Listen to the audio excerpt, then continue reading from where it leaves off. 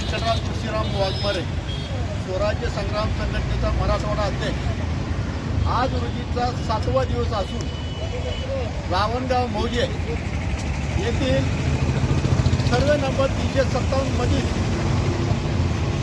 0.9 R ही जमीन पाण्याच्या टाकीला दान दिलेली असताना, शासनाला दान दिलेली असताना ती जागा हनुमान माणिक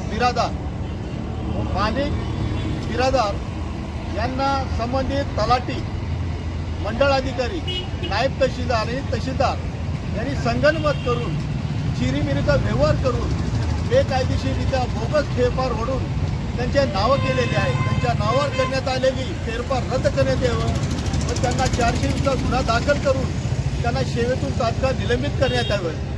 त्यासाठी आमचा आमरण उपोषणाचा लढा चालू आहे।